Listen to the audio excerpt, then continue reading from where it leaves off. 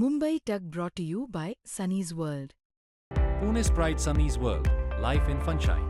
Resort weddings, events, restaurants, adventure wellness. Sunny's World, perfect destination for every occasion. 4 ऑगस्टचा तो दिवस होता.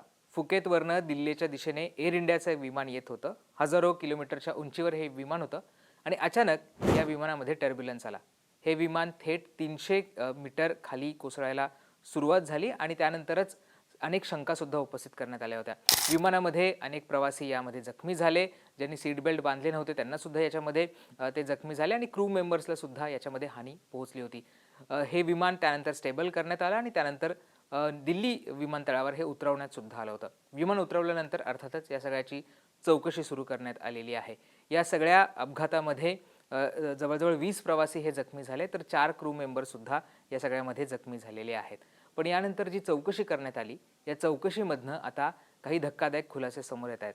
यामध्ये जो पायलट होता, जो मुख्य पायलट होता, ज्याची दुसरी ही चाचणी करण्यात आली होती आणि ज्या चाचणीमध्ये त्याने गांजाचं सेवन केलं होतं हे आता समोर आलेलं आहे. अर्थात सोर्सेसकडनं ही माहिती मिळते आणि या माहितीनुसार दुसरी जी टेस्ट करण्यात आली होती त्यामध्ये त्या पायलटने गांजाचं सेवन केलं होतं असं या टेस्टमध्ये पॉझिटिव्ह आढळून आलेलं आहे आणि त्यामुळेच आता जी चौकशी आहे ती अधिक वेगाने करण्यात येणार आहे आणि अर्थातच प्रवाशांसाठी सुद्धा अत्यंत ही धक्कादायक गोष्टी आहे.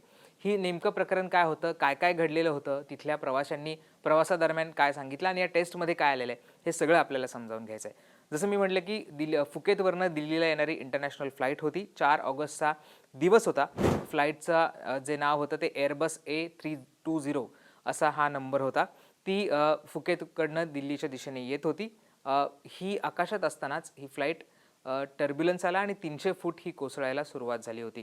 त्यानंतर अर्थातच प्रवाशांना इन्स्ट्रक्शन्स देण्यात आल्या, तुम्ही तुमच्या जागेवर बसा, सीट बेल्ट्स बांधा, अशा सगळ्या गोष्टी यामध्ये सांगण्यात आल्या होत्या. विमानामध्ये यावेळेस 137 प्रवासी होते आणि त्याचबरोबर काही क्रू मेंबर्ससुद्धा होते, ज्याच्यामध्ये आपण बघितलं तर 3 नवजात बाळंसुद्धा होती या प्रवाशांमध्ये, या सगळ्यामध्ये, आणि 8 क्रू मेंबर्ससुद्धा होते.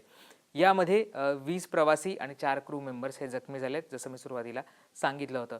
जेव्हा हा सगळा टर्ब्युलन्स आला, हे विमान 300 फूट कोसळायला सुरुवात झाली. अर्थातच भीतीचं वातावरण होतं, पुढे काय होईल हे कळत नव्हतं. पण काही काळाने जे को पायलट होते त्यांनी मॅन्युअली हे विमान हाताळायला सुरुवात केली आणि त्यानंतर ते काही काळ स्टॅबिलाइज करण्यात आलं आणि मग सुरक्षितरित्या जे दिल्लीचं एअरपोर्ट आहे तिथे उतरवण्यात सुद्धा आलं होतं. आता या सगळ्यानंतर चौकशी सुरू झाली होती. एक पहिली जी प्राथमिक चौकशी करण्यात आली होती त्याच्यामध्ये काही संशयास्पद गोष्टी आढळल्या होत्या आणि जे मुख्य पायलट आहेत ते नशेच्या आहारी होते का अशी शक्यता वर्तवण्यात आली होती आणि त्यानंतर दुसरी चाचणी करण्यात आली आणि त्या दुसऱ्या चाचणीमध्ये जो प्रमुख पायलट आहे त्याने गांजाचं सेवन केल्याचं समोर आलेलं आहे. पायलट इन कमांड जो होता त्याने गांजाचं सेवन केलं होतं फ्लाईटच्या दरम्यान किंवा फ्लाईटच्या आधी, हे आता तपासामधनं समोर आलेलं आहे. दोन्ही पायलटची सायकोटिक सबस्टन्स चाचणी ही करण्यात आलेली होती आणि या चाचणीनंतर हा निकाल आता जो रिझल्ट आहे तो हाती आलेला आहे. पायलटची पहिली चाचणी संशयास्पद आली होती, जसं मी सुरुवातीला म्हटलं, आणि त्यानंतर पुढची चाचणी करण्याचं ठरवलं होतं. जेव्हा ही पुढची चाचणी करण्यात आली त्याच्यामध्ये हा पॉझिटिव्ह आलेला आहे. अर्थात AIB सुद्धा या सगळ्या घटनेचा तपास करते आहे आणि AIBचं म्हणणं आहे की काही इन्फॉर्मेशन मिळालेली आहे किंवा प्राथमिक जी माहिती आहे त्याच्यामधनं निष्कर्षापर्यंत येणं हे काही योग्य नाही आहे. आणखी या सगळ्या संदर्भातली चौकशी सुरू आहे. टेक्निकल फेल्युअर्स होते का, इतर काही विमानामधले फेल्युअर्स होते का, याचा सुद्धा तपास केला जातो आहे. आता त्यावेळेस नेमकं विमानात काय झालं होतं हे सुद्धा आपल्याला समजावून घ्यायचं आहे. जसं मी म्हटलं की A320 ही फ्लाईट होती. ऑटो पायलटवर ही फ्लाईट सुरू होती. जेव्हा हा टर्ब्युलन्स आला आणि फ्लाईट ड्रॉप व्हायला लागली त्यावेळेस जे ऑटो पायलट होतं ते डिस्कनेक्ट झाल्याचं समोर आलेलं होतं. ज्यावेळेस ही गोष्ट लक्षात आली त्याचबरोबर जो को पायलट होता त्याने लगेचच जी सगळी सूत्र ती हाती घेतली आणि मॅन्युअली कंट्रोल हातामध्ये घेतला, मॅन्युअली विमान ऑपरेट करायला त्याने सुरुवात केली.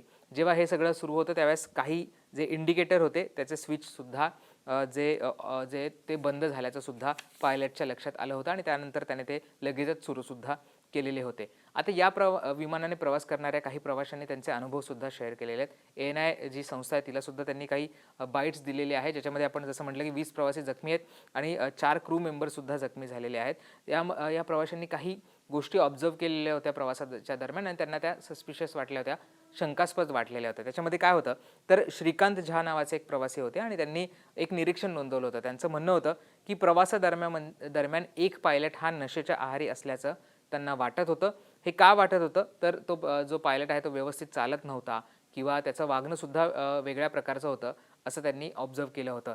ज्यावेळेस टर्ब्युलन्स आला की ज्यावेळेस ही सगळी घटना घडली त्यावेळेस जी अनाउन्समेंट पायलटने केली होती त्यावेळेस सुद्धा ज्या पद्धतीने त्याने अनाउन्समेंट केली त्याचा जो आवाज होता किंवा त्याचा जो टोन होता यामधनं सुद्धा तो नशेच्या आहारी असल्याचं जाणवत होतं असं सुद्धा श्रीकांत झा जे याच विमानातनं प्रवास करत होते जे यामधले प्रवासी होते त्यांनी ही माहिती दिलेली आहे. त्यांनी तो बाईट दिलेला आहे.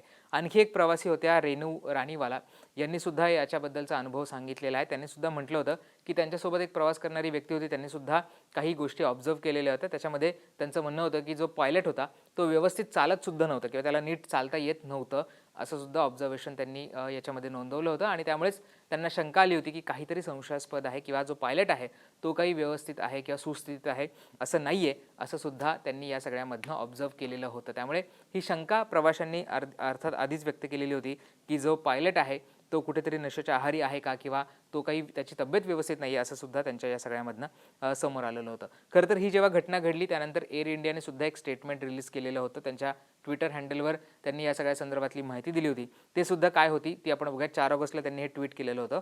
त्यामध्ये ते म्हटले होते की आज फुकेत ते दिल्ली दरम्यान प्रवास करणाऱ्या एअर इंडियाच्या AI2370 या विमानाची उंची प्रवासादरम्यान अचानक कमी झाली. या क्षणिक घटनेनंतर विमानाचे उड्डाण सामान्यपणे सुरू राहिले आणि ते 11:07 दिल्लीत सुरक्षितपणे उतरले. या एअरबस विमानात 137 प्रवासी आणि 8 कर्मचारी होते. यापैकी 13 प्रवासी आणि 4 कर्मचाऱ्यांना दुखापत झाली असून त्यांना वैद्यकीय तपासणीसाठी रुग्णालयात नेण्यात आलं आहे. 4 ऑगस्ट रोजी 18:50 5 प्रवाशांना रुग्णालयातून सुट्टी देण्यात आली आहे तर उर्वरित व्यक्तींवर उपचार आणि देखरेख सुरू आहे असं त्यांनी म्हटलं होतं. एअर इंडियाची पथके रुग्णालयांमध्ये उपस्थित आहेत आणि आवश्यक ती सर्व मदत व आधार देण्यासाठी बाधित व्यक्तींच्या संपर्कात आहेत. सुरक्षा आणि नियमन विषयक प्रस्थापित कार्यपद्धतीनुसार संबंधित नियामक प्राधिकरणांना या घटनेची माहिती देण्यात आली आहे. एअर इंडिया या प्रकरणाच्या चौकशीत पूर्ण सहकार्य करत आहे आणि विमान उत्पादक कंपनीलाही याबाबत कळवण्यात आलं आहे. प्रवासी आणि कर्मचाऱ्यांची सुरक्षा व कल्याण ही एअर इंडियाची सर्वोच्च प्राथमिकता आहे. आम्ही बाधित व्यक्ती आणि त्यांच्या कुटुंबियांना आधार देणे सुरू ठेवू आणि चौकशीच्या संपूर्ण प्रक्रियेदरम्यान संबंधित प्राधिकरणांशी निकटचे सहकार्य करू असं सुद्धा एअर इंडियाने त्यांच्या स्टेटमेंटमध्ये म्हटलेलं होतं आणि त्यांनी या सगळ्या संदर्भातली माहिती दिलेली होती. त्यामुळे आता जी प्राथमिक चौकशी आहे त्याच्यामध्ये दुसऱ्या चाचणीमध्ये हा जो पायलट आहे जो मुख्य पायलट आहे तो गांजाच्या आहारी होता, गांजाचं सेवन केलेलं होतं हे तर तपासणीमध्ये समोर आलेलं आहे. त्यामुळे या सगळ्यावर काही कारवाई होती आहे का, या पायलटला आता पुढची उड्डाणं करण्यापासून रोखलं जातं आहे का, त्याचं लायसन्स सस्पेंड केलं जाते का हे पाहणं महत्त्वाचं असणार आहे आणि इतर सुद्धा काही टेक्निकल जे फॉल्ट आहे ते विमानामध्ये होते का हे सुद्धा पाहणं महत्त्वाचं असणार आहे. कारण तुम्हाला आठवत असेल तर गुजरातच्या अहमदाबादमधनं लंडनला चाललेलं जे विमान होतं जे गेल्या वर्षी कोसळल्याचं आपण पाहिलेलं होतं एअर इंडियाचंच विमान होतं आणि त्याच्यामध्ये सुद्धा असे टेक्निकल ग्लिचेस असल्याचं आपल्याला पाहायला मिळालं होतं. जे इंजिन होते ते दोन्हीही ऑटोमॅटिकली ऑफ झालेले होते आणि त्यानंतर पुन्हा ते पायलटने सुरू करायचा प्रयत्न केला होता पण त्यावेळेस वेळ कमी होता आणि उंचीसुद्धा या विमानाची कमी होती आणि त्यामुळे हे विमान कोसळलं होतं आणि यामधल्या सगळ्या प्रवाशांचा मृत्यू झाला होता. अर्थात एक प्रवासी हा आश्चर्यरित्या बचावलेला होता. त्यामुळे त्या प्रवासावर सुद्धा अनेक शंका उपस्थित करण्यात आलेल्या होत्या. पायलटच्या कंडिशनबद्दल सुद्धा अनेक प्रश्न विचारण्यात आलेले होते. अर्थात त्या अपघाताचा अजूनही संपूर्ण अहवाल येऊ शकलेला नाहीये. त्यामुळे या जो अपघात आहे किंवा जे घडलेली घटना आहे त्याचा अहवाल नेमका कधी प्राप्त होतो आणि त्यानंतर काय उपाययोजना केल्या जातात हे सुद्धा पाहणं महत्त्वाचं असणार आहे. पण तुमची या सगळ्याबद्दलची काय मत आहेत हे आम्हाला कमेंट करून सांगायला विसरू नका आणि मुंबई तकला सबस्क्राईब केलं नसेल ते सुद्धा करा. धन्यवाद.